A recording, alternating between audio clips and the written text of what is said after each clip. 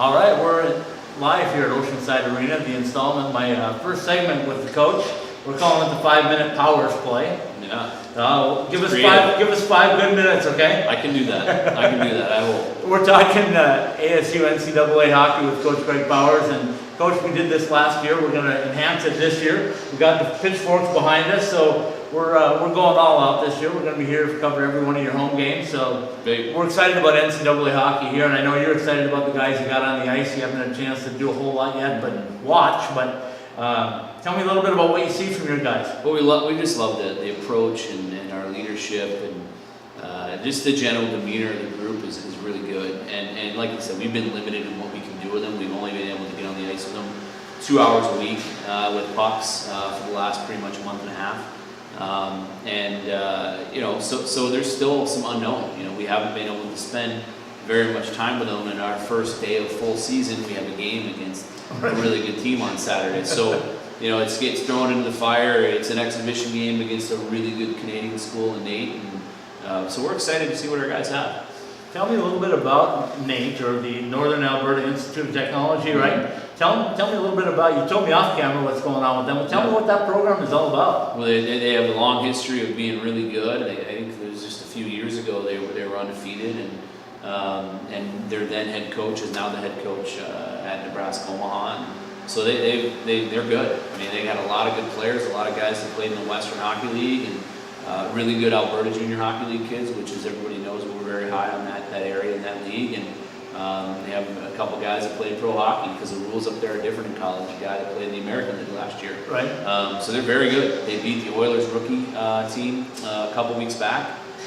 Tim Fraggle's a good man and a good coach, and he was a coach in the Alberta Junior League before he went there. And we worked with Tim quite a bit on recruiting kids in the organization that he coached in Sherwood Park. And so they're going to be a great test. It's going to be a really good game for people to come out and watch against a talented, older, established team that's already played 6 or 7 games, and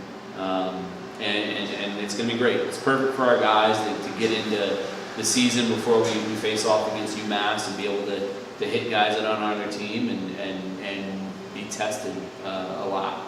When we talk about the Canadian teams coming in, and a lot of people that maybe not know the rule of NCAA hockey, but it's an exhibition game for you guys, right? Yep. And a lot of schools do that. I know North Dakota takes in the University of Manitoba, so it's a way for them to get some really good competition brought to your rink, right? Yeah, you get an international exemption. You can play one game against an international school on U.S. soil that doesn't count against your 34 game count. So the fact that we got a really good one to come in Nate is huge for us, and it's going to give us and our staff really an opportunity to take a look at different combos, and you can dress as many guys as you want. So the goal is to get a look at pretty much everybody if we can. And play kind of musical chairs at some point in the game, and send guys off and send guys on, and so it's going to be good for us and a great way to start out the year. Anything new with your program right now since the summertime? Anything changed for you? Anything that's new and exciting, or something that maybe happened that you didn't expect to happen? Or not really. We're just focusing on every day as it comes, and myself as the head coach and our staff. We're just really focused on this team, and obviously we're continuing to recruit at a very successful pace, we think, and we're excited about what's ahead. But we got here from focusing on what was right in front of us, and that approach hasn't changed, and it's not going to. So the limited amount of time you've been able to spend with the guys, where do you think that strength-wise right now? I think we're deep, and we're big, and we're going to play hard and heavy, and guys are going to be difficult to play against. We have some size and grit that we established that identity at the end of last season, and we're looking to carry that over. And they have, from what we can tell in the limited time we've had with them, they've certainly done that, and we're just excited for them to go out and play somebody that isn't on their own team.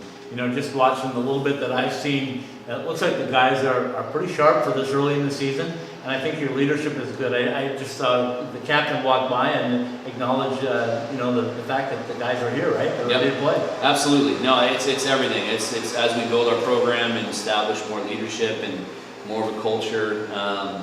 At the end of the day, the players have to be the ones that win games. Coaches can't win games. We can lose games, but we can't win games. And they're taking ownership in everything that we're doing and buying into everything that we are. trying to become, and I think people will see that.